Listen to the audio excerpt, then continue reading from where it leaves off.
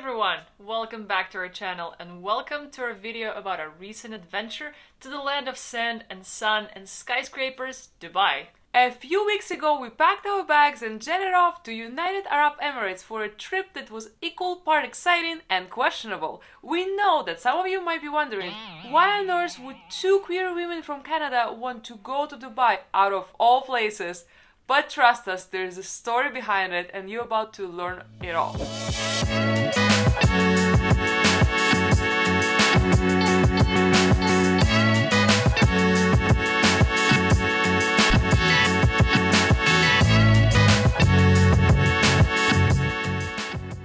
In this video, we will be talking about a wild ride through our experiences in Dubai, from the breathtaking views to the cultural surprises and everything in between.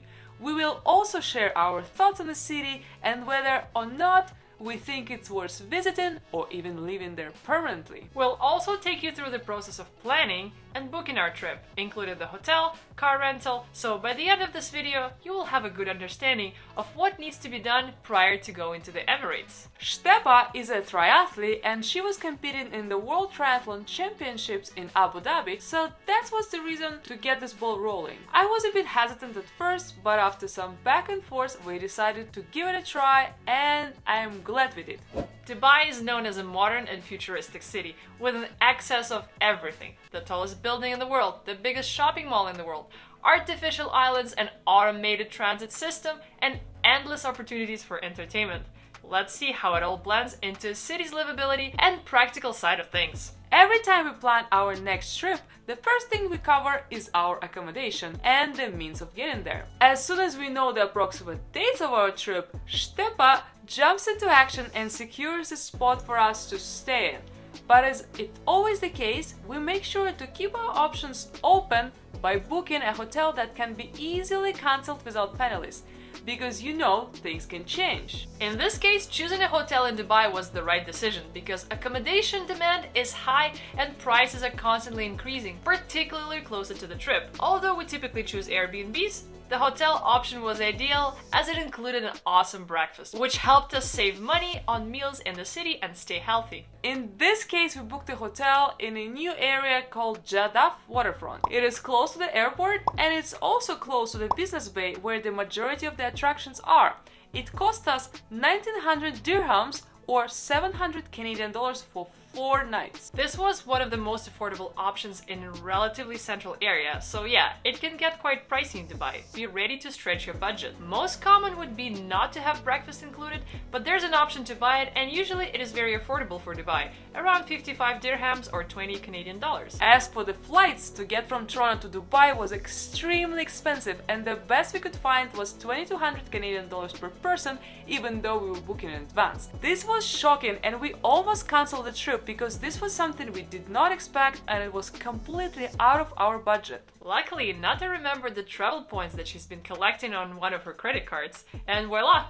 Ticket was 1500 Canadian dollars per person or 1250 with points, so we quickly grabbed the 2 out of the last 4 tickets available and we're happy that we could eventually go on this trip after all. Dubai has an extensive public transportation system including buses, metro, trains and water buses called Abra. Fun fact! The metro system is the longest fully automated driverless metro network in the world. The issue is, the metro mostly connects popular attractions like Dubai Mall, the Museum of the Future, but not so many residential areas. For example, our hotel was more than 15 minutes walk from the nearest metro station. And there were some places that we wanted to visit that would require getting a taxi. We checked Uber and Kareem, the local taxi service, but they were expensive within the city. We also heard that roads and car infrastructure are very good in Dubai, so we decided to rent a car for the whole stay of 8 days. And it was the best decision ever. It allowed us to be flexible, go and do whatever we wanted on our own schedule and not depend on the intercity transfer. We picked up a car at the arrivals at the Dubai airport and it cost us around 400 Canadian dollars for 8 days, which is super cheap. Important things to mention if you decide to drive in Dubai. Parking is available, but it can be very pricey. Fun fact, malls have free parking for several hours. And Dubai Mall has free parking without limitations and is open 24/7, so it's very convenient.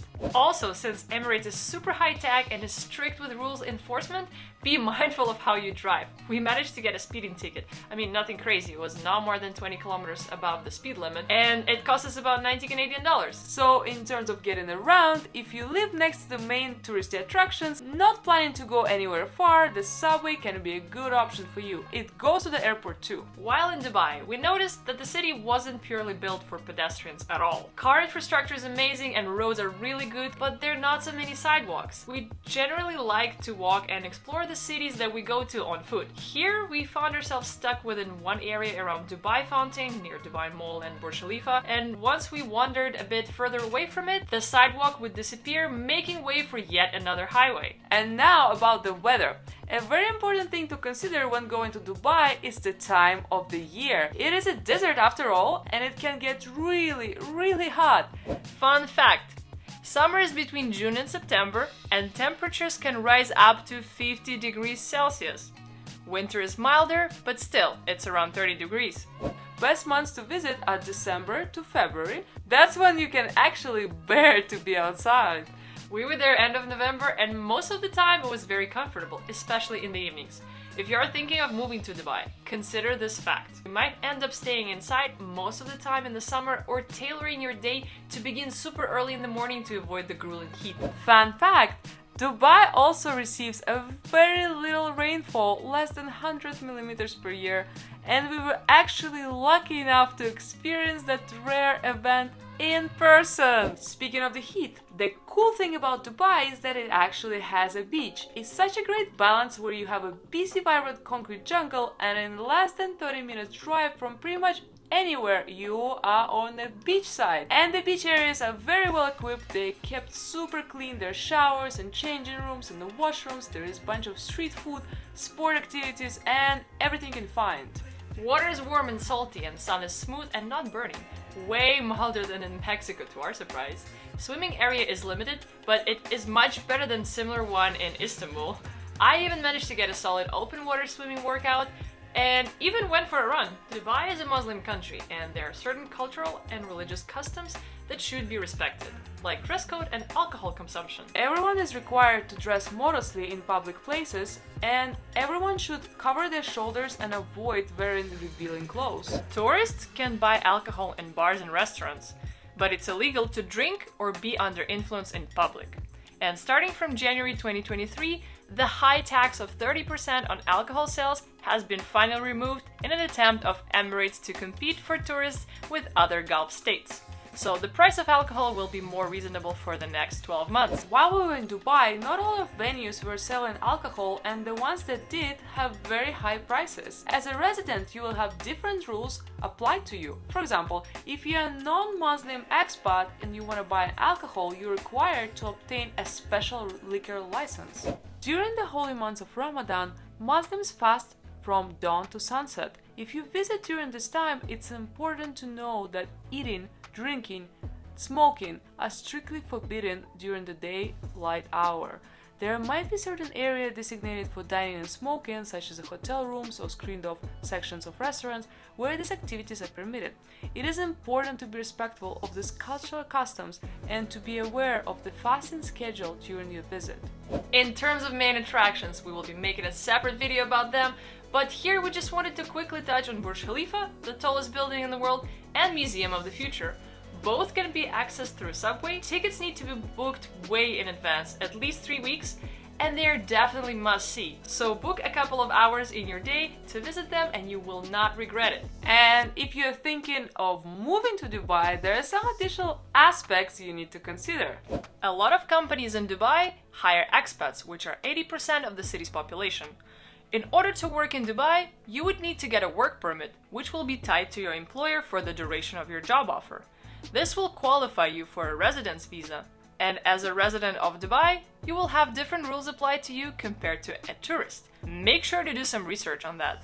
Dubai doesn't have an income tax for the individuals. This can be very attractive to a lot of people. Make sure to do your own research though on how this money will be taxed by your country when you decide to come back from Dubai and bring your hard-earned cash with you. And in terms of accessibility, yes, it's a fully car-oriented city. You won't find cute little walkable streets. This is all wide highways, tall glass buildings, and indoor malls. If you're used to small to mid-rise buildings and pedestrian streets, this might be quite an adjustment for you. But we actually found one area that is pretty cute and walkable, but for it you will need to wait for our next video. Here's a summary of things you need to know before visiting Dubai. Book your flights and accommodation in advance. It's a very expensive destination and you need to be prepared to spend more than your average trip. So maybe start a travel fund. Food and drinks are very pricey. For example, fish and chips at an English-style pub will cost you about 50 Canadian dollars, with the beer about 20 Canadian dollars. If you still want to have those expensive treats, make sure you know where you're going. Not many places serve alcohol, and typically a bar will be in a chain hotel. Check the weather in advance. It can be super hot and may limit some of your activities. If you're visiting during Ramadan, it's important to know that eating, drinking, and smoking are strictly forbidden during daylight. Consider renting a car. It is a great option to explore more, be flexible, and save on the taxi services. You are required to dress modestly in public spaces, but when at the beach, bikini is totally acceptable. So take a swimsuit with you, you won't regret it. And that's all what we wanted to share with you today. We hope this video helped you get practical advice on how to travel to Dubai and what to consider when moving there. Our next video will be on Dubai attractions, and there will be some fun and breathtaking footage there, so stay tuned and hit that notification bell. Thank you for watching, and till next time!